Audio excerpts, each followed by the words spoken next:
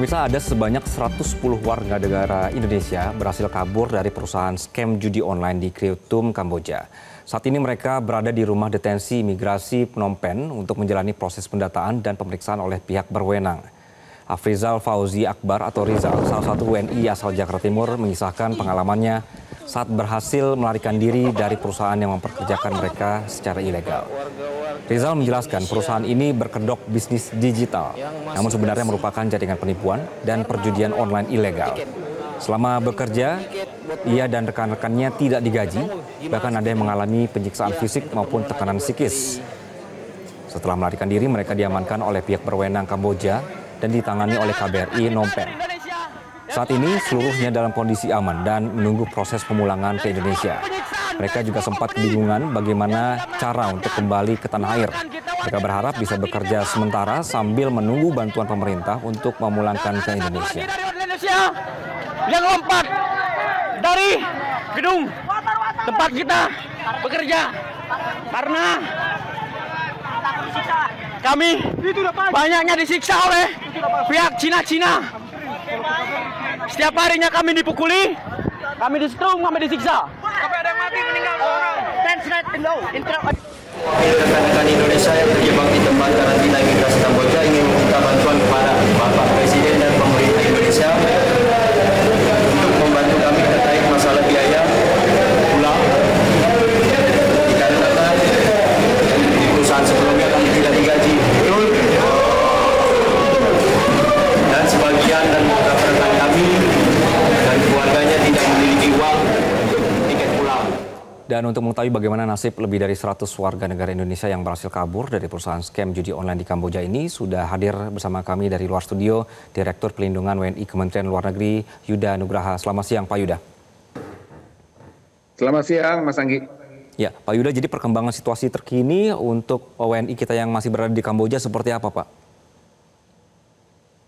Ya, dapat kami update bahwa sejak informasi mengenai kerusuhan yang terjadi di perusahaan online scam di wilayah Krieutum, Kamboja pada tanggal 17 Oktober yang lalu, total ada 97 WNI yang terlibat, 86 diantaranya saat itu diamankan di kantor polisi, 11 dirawat di rumah sakit.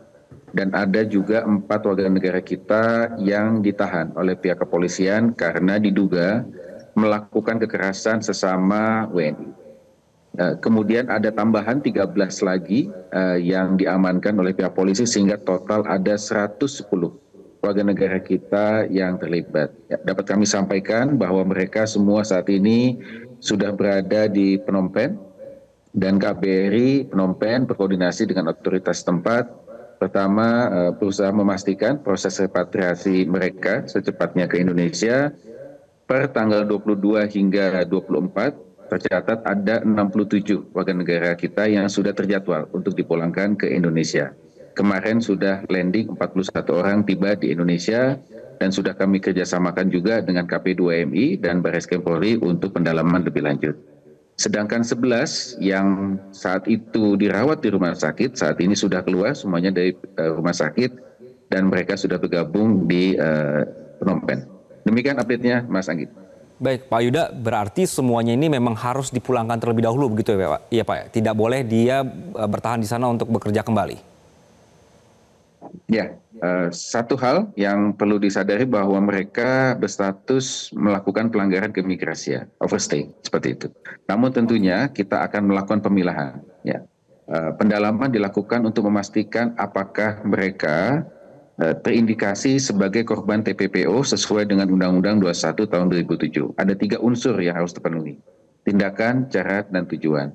Ketika mereka teridentifikasi sebagai korban TPPO, maka mekanisme pelindungannya tentu bergerak di situ. Termasuk ya tidak dilakukan kriminalisasi atas pelanggaran imigrasi yang dilakukan. Namun jika tidak terbukti sebagai korban TPPO, maka hukum setempat yang berlaku. Oke, untuk sementara dari pengakuan mereka ini Pak, mereka ini memang korban TPPO, terjebak atau memang sengaja untuk bekerja ke sana? Ya, ada berbagai macam kasus yang terjadi. Ya, antara lain mereka mengaku bahwa mereka ditipu, ya bekerja di sana. Ya, awalnya tidak dijanjikan bekerja di pihak online scam, namun kemudian dipaksa untuk melakukan scamming. Kemudian ada juga yang mendapatkan kekerasan selama bekerja di sana. Nah, ini yang terus kita akan dalami, nanti bekerja sama dengan pihak KP2MI dan juga Barreskrim. Tapi jika mereka memang sudah diizinkan oleh otoritas tempat untuk dipulangkan ke Indonesia, maka kita akan lakukan proses fasilitasi kepulangan mereka secepatnya ke Indonesia. Oke. Untuk saat ini Pak, kemudian yang masih berada di penahanan di Kamboja sendiri, nanti akan ada pendampingan dari Kemenlu atau seperti apa nanti prosedurnya Pak? Ya, kita pastikan bahwa pendampingan hukum akan diberikan oleh KBRI Phnom Penh untuk memastikan terpenuhinya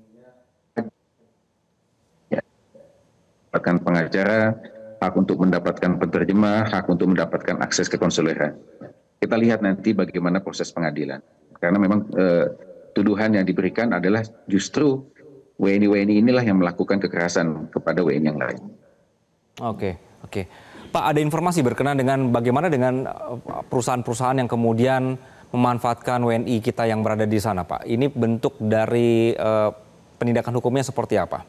Dari Pemda lokal ya, Pak? Ya, ini memang bentuk kejahatan lintas batas ya bagi pihak-pihak yang memberangkatkan secara tidak prosedural dari Indonesia atau malah terindikasi sebagai pelaku TPPO, maka tentunya aparat penegak hukum kita akan melakukan tindakan penegakan hukum. Nah, itu nanti kita akan dalami melalui para korban yang akan tiba di Indonesia. Kemudian bagi perusahaan-perusahaan online scam yang ada di sana, tentu kita mendorong pemerintah Kamboja juga bisa melakukan tindakan tegas terhadap perusahaan-perusahaan tersebut. Oke, Pak Yuda, saya mau mengonfirmasi, ini juga ramai di media sosial, Pak. Ada permintaan uang dari oknum-oknum tertentu untuk mereka bisa kemudian dipulangkan. Apakah memang ada biaya-biaya yang dikenakan kepada mereka ini, Pak, untuk bisa dipulangkan ke Indonesia? Ya, ketika mereka kalau mereka teridentifikasi sebagai korban TPPO sesuai dengan Undang-Undang 21, maka mereka dibiayai penuh oleh negara, ya, termasuk ya denda imigrasi maupun juga tiket kepulangan.